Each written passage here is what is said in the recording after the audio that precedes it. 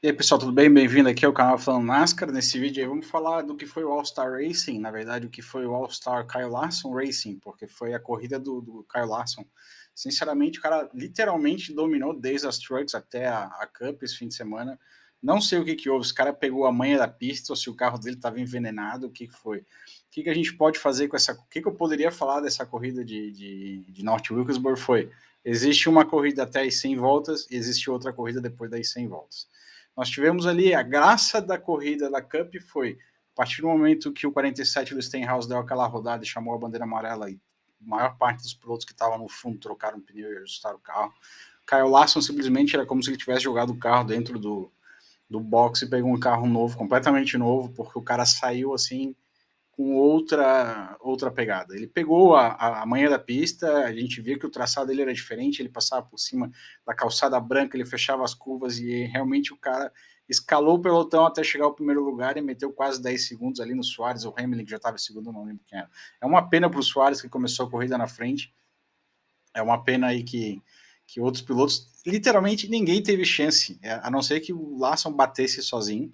Então, aí, dividindo essa corrida em dois, as primeiras 100 voltas foram praticamente do Kyle Larson, a remontada basicamente sendo praticamente de último lugar. Essa troca de pneu, ajuste de carro foi sensacional, o cara voltou. E a gente já via que ele iria correr bem, pelo que ele tinha feito na truck. Não esperava tanto porque são carros diferentes, mas, cara, é como se ele tivesse pego a truck de volta e feito o que ele fez, porque ele simplesmente detonou. Será que a gente está vendo o Kyle Larson de 2021 voltando? Aí já é opinião minha. Eu vou ter certeza que esse cara está com sangue no zóio na próxima corrida. Porque até então, o que ele fez ali foi o cara que pegou a manha da pista com um dos melhores carros, porque não teve para ninguém. A partir do momento que parou na volta 101, ali a bandeira amarela de competição, e que eles só poderiam colocar um jogo de pneus a mais, eu esperava que pelo menos nesse momento houvesse uma parada e houvesse alguma disputa, mas não houve. Simplesmente rodaram 100 quilômetros, 100 voltas, desculpa, 50 quilômetros, que era nem isso, pouco menos, enfim. Simplesmente a corrida só seguiu um ritmo do Kyle Larson em primeiro, mantendo o ritmo nas primeiras voltas, deu para ver que ele já não fazia aquele traçado tão fechado, mais para frente ele já começou a fazer, controlou o pneu, durou 100 voltas, foi embora, ganhou.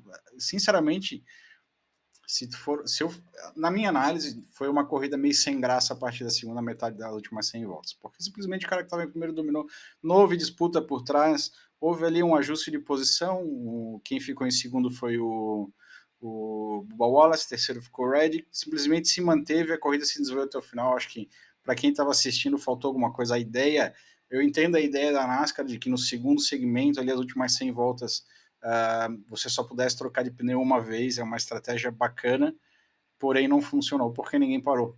Todo mundo ficou esperando a bandeira amarela, a estratégia foi: quando o pessoal começou a parar, a gente para. Mas os pneus duraram as 100 voltas, Kyle Larson ganhou com folga, fácil, levou 1 milhão para casa, terceira vez que ele ganha em 3 pistas diferentes. Sinceramente, eu gostaria que voltasse para o Texas ou para uma corrida de Super Speedway, porque senti falta, não teve aquela emoção que eu acho que o All-Star deveria ser uma pista que deveria trazer aí para quem gosta de assistir. É um espetáculo para o público. Beleza, a pista foi uma pista trazida literalmente uma pista que estava morta e foi trazida à vida. Entendo que tenha toda a história por trás. A gente é brasileiro, a gente não tem todo esse currículo aí de entendimento, que faz 20 e poucos anos os caras não correram lá, beleza, ótimo, legal, foi uma ação bacana, mas a gente quer ação, porque para mim, gente, minha opinião, eu acho que tem que entender que é minha opinião e não o que qualquer outra pessoa esteja falando aí, que falem o contrário, eu não tenho nem. É que nem a corrida do começo do ano em Los Angeles, no Coliseu. Eu acho que seria extremamente pequeno, uma corrida extremamente. Basicamente, ela é sem graça, ela acaba sendo sem graça. Mas, enfim, opiniões à parte, é uma pena. Em comparação à Truck, sim, a Truck teve muito mais emoção. Tivemos ali, basicamente, o tempo todo carros lado a lado, three wide nas curvas. Tudo bem que toda vez que tinha 3 lado na curva dava alguma merda, mas você vê que as trucks conseguiam ultrapassar estando por fora, coisa que o carro da Cup não conseguia. Ele simplesmente, o cara que ficava para fora ia para trás, como aconteceu no começo da corrida com o Chris Busch. Ele largou por fora, acabou não conseguindo encaixar, foi lá para décimo primeiro, sei lá para onde o cara foi para. Beleza que se recuperou depois, mas também depois com os gastos pneus ferrou. Então, assim, levando em consideração que é para ser um espetáculo, para mim essas duas corridas elas deveriam ser de forma diferente. Talvez o North Wilkesboro entre e valendo pontos, e aí a dinâmica vai ser diferente. pode ser. Mas enfim, mas até lá, mas imagina, 40 carros ali dentro ia ser um caos. Talvez aí seria melhor. Provavelmente poderíamos ter um pouquinho mais de acidentes, mais emoções. Mas enfim, passou. Agora, a próxima semana vai ser uma das corridas mais longas do ano, que é uma corrida também muito legal. E isso faz parte. Bom, essa semana deram uma tranquilizada no nome do Chastain, mas a verdade é que o Chastain andou ligando para o Rick Hendrick, para a própria Chevrolet e várias outras pessoas ali para conversar sobre o que aconteceu depois de Darlington. Na verdade, não é que ele tenha se desculpado, bom, provavelmente para o Rick Hendrick e para a Chevrolet devem ter chegado aí a um entendimento, porém ele deixou bem claro que sim, que faltando 6 voltas no final da corrida, a atitude que ele tomou, o que aconteceu, os erros, enfim, mas que ele não vai deixar de ser esse cara agressivo que ele não vai deixar de disputar a posição por nenhum motivo, ele vai continuar sendo esse cara, ele vai continuar procurando espaço e ele vai continuar esse tipo de direção dele, porque é o estilo que ele pilota, talvez agora com um pouquinho mais de consciência, porque querendo ou não, ele perdeu pontos preciosos ali nessa corrida em Darlington, então, por mais que eu acho que ele nem tá mais em primeiro no campeonato, mas enfim, tá ali, provavelmente, o Rochastain ainda vai ganhar a corrida esse ano, não tenho dúvida disso, minha opinião, como sempre, não tenho dúvida que, mesmo que não ganhe, não tem como eu não ter dúvida que ele vai ganhar, mas enfim, caso ele não ganhe, e com certeza entra por pontos, então assim, nós teremos o Rochastain para sempre, Rochastain, pelo amor de Deus, eu sei que tu não vê esse vídeo, mas não muda, a graça da NASCAR tá aí, e se não tiver o Rochastain, com certeza vai ter um outro maluco que vai vir para fazer as mesmas coisas, então assim, ame ou odeie, Rochastain tá aí e o Rochastain vai incomodar, achei que eu tinha desligado.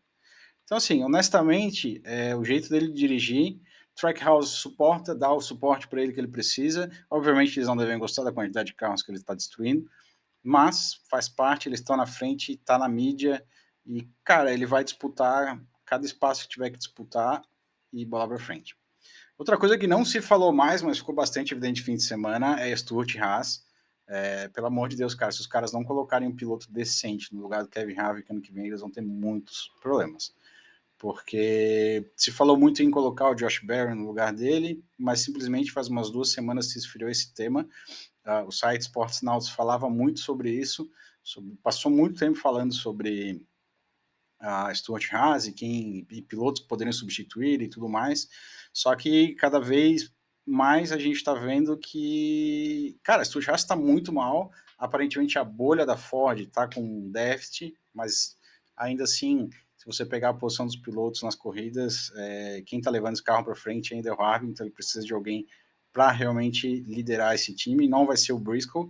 Acho que o Priest aí também está perigando em não ter um contrato renovado, enquanto todo mundo espera que a Almirola talvez seja o último ano, ou talvez porque, querendo ou não, o patrocínio da Almirola é o que banca aí em boa parte dos outros carros. Então, de qualquer maneira, a gente pode ter aí 2 vagas garantidas, pelo menos uma já se coloca o Josh Berry e a outra eu acho que parar de falar pelo limite, pela falta de opções que eles têm, talvez eles tenham que optar por um jovem aí e trabalhar por 2, 3 anos até começar a ter resultado, porém precisa de resultado agora. Mas se o Haas tradicional fica para trás, vamos dizer outra coisa, é difícil. Esse fim de semana a gente teve todo encanando na Fórmula Indy, meteu lá seu 12º, 13º lugar ficou, acho, não, 16º, sei lá, só sei que o Alex Palou ganhou a pole, um formato totalmente estranho, média de 4 voltas, mas isso é Indy, e semana que vem é Indy, é Mônaco, é NASCAR, cara, semana que vem é já para avisar a patroa que não vai ter saída no fim de semana, porque o bicho vai pegar. Mas enfim, fiquei um tempinho sem fazer vídeo, você chegou até aqui, curte o canal, bom, imagina que você chegou até aqui, você curte o canal, então agradeço aí, dá um like para poder chegar esse conteúdo a outras pessoas, e bora falar mais durante a semana dos acontecimentos, beleza? Valeu, um abraço.